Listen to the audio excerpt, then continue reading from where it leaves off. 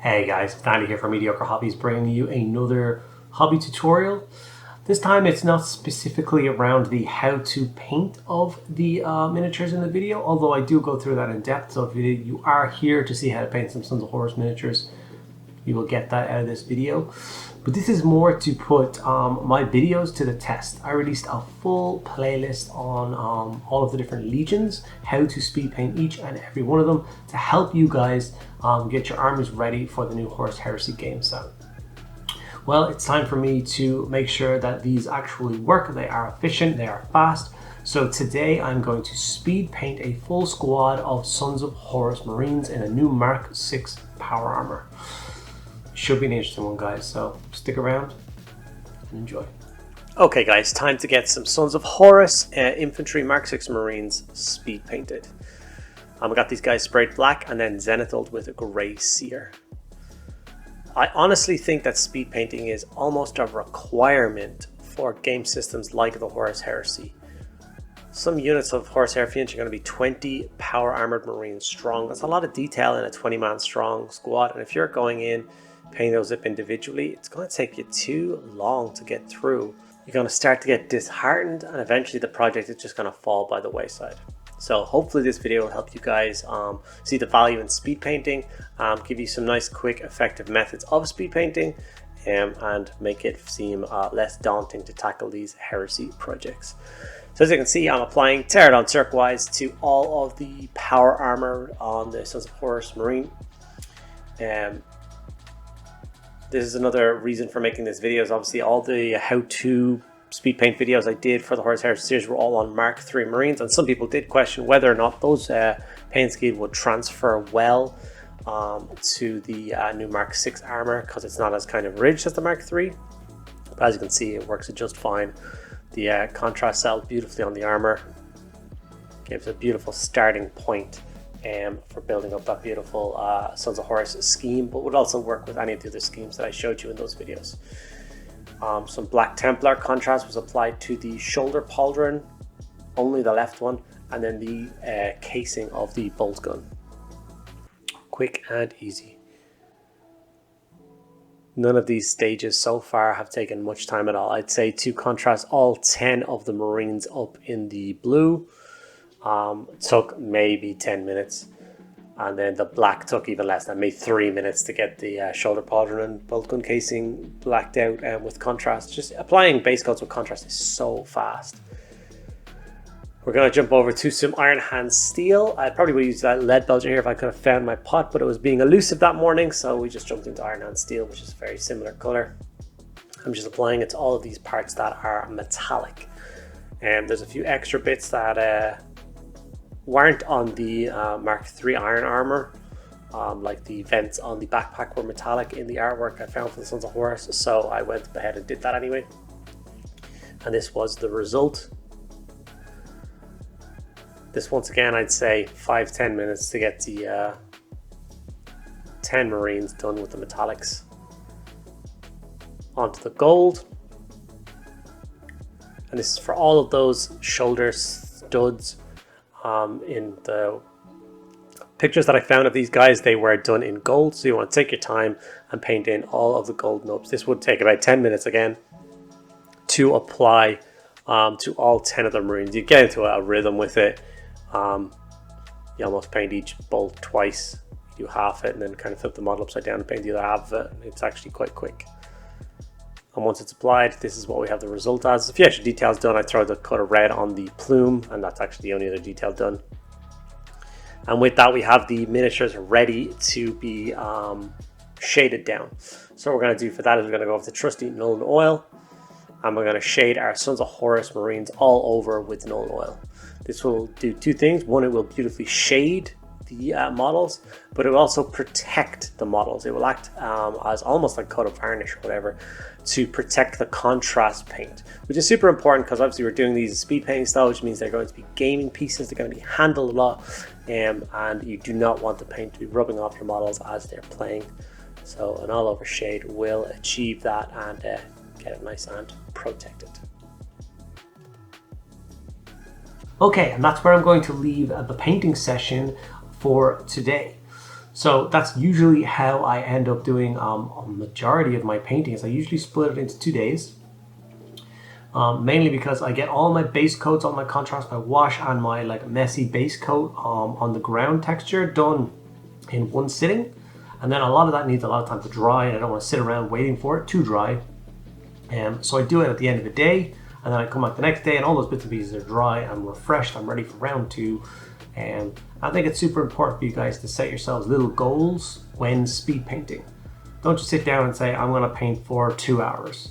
I don't know what that means. I don't know how anyone works that way. I mean, we all do it, but I don't think it makes as much sense as sitting down and saying, I'm going to get all the power armor layered up in this session. So I'm going to give myself an hour and a half to get all of this power armor layered up. If it takes a little bit less than that, brilliant. If it takes a little bit more than that, you'll probably put in that little bit more time if you know that the end goal is that. That's why I like the system I like so much, because I know that I'm working towards getting all the miniatures base coated and washed. Stop. I'm done. I've got that sense of accomplishment. I've achieved what I've set out to do today, and then I can step it up from tomorrow and get those miniatures across the finish line. Hope that makes sense for you guys. So it's now the next day. Time to get cracking, get these miniatures layered up and get them finished off for you guys. So let's get back to the video. So these are the miniatures the next morning. As you can see, the shade has fully dried. I have applied the Martian iron crust to the bases and let that dry. I'm not going to show you guys how I did the Martian base in the scheme. There will be a link popping up at the top of the screen now. So if you're interested in basing your miniatures the same as I've done for the Sons of Horus, click that link. It will take you to that video, and it will show you guys how to do this basing scheme you see on the screen right now. The reason I like doing the basing scheme at this point is, once again, working towards finishing the miniature from here on out. How many times have you said, yeah, I'm nearly finished these guys except for basing? So even when you're finished the paint job, you step back and you're like, oh, now I've got to base the model.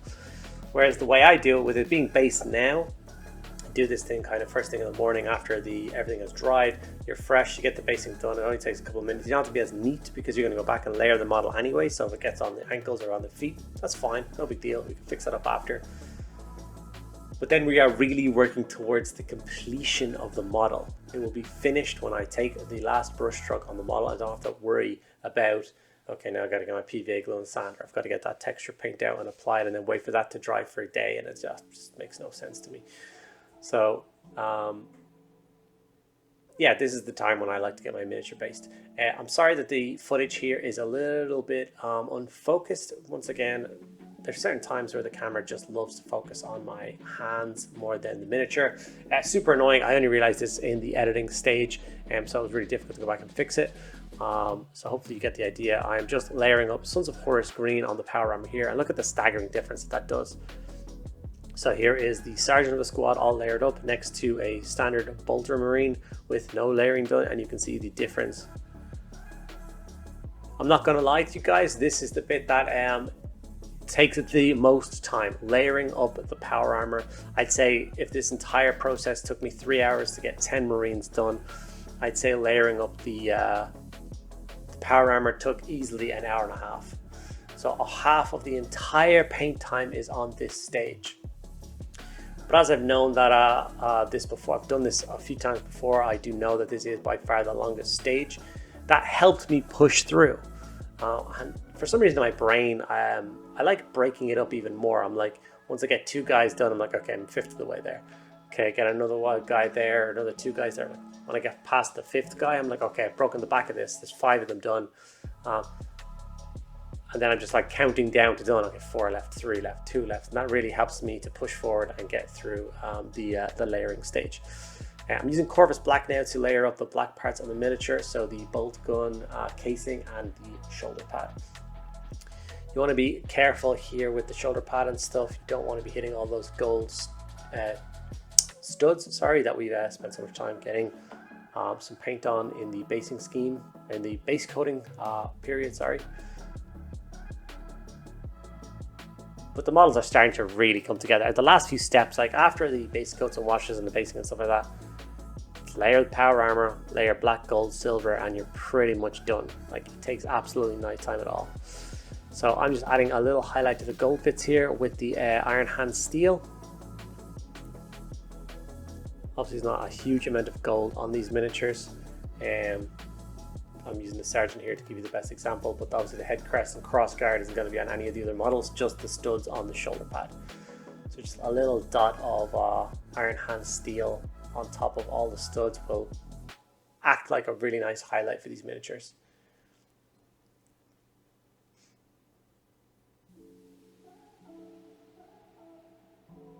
Just like I'm doing here, just a quick dot, dot, dot, dot. These are line infantry. Not a lot of people are going to be focusing on these. You don't have to spend a huge amount of time getting them to look super crisp and super polished. Like I said, in games of the Horus Heresy, there's going to be, you know, 3 or 4 squads of 20 of these guys floating around the tabletop. Like, it's insanity. I then just use some red contrast to fill in the eye lenses and the plasma pistol here on the Sergeant. With those 2 steps done, all that was left to do was apply transfers, and that's what I did. I applied Sons of Horus transfers to the right shoulder pad, and that brought the painting of this squad of 10 Sons of Horus Marines to a close. Like I said, it took about 3 hours to do. I did it in 2 evenings, which I think is an achievable thing for a lot of hobbyists. You might get kind of 3 or 4 hours of painting time a week. And I think breaking it up like this will definitely help you guys out. Okay guys, as you can see, the squad of 10 Horus Heresy Mark 6 Sons of Horus are complete, and I am delighted with the result. The speed painting video that I put out definitely works. I'd say all in all, it took me about 3 hours of time to get all 10 Marines fully painted from grey plastic to complete on the tabletop.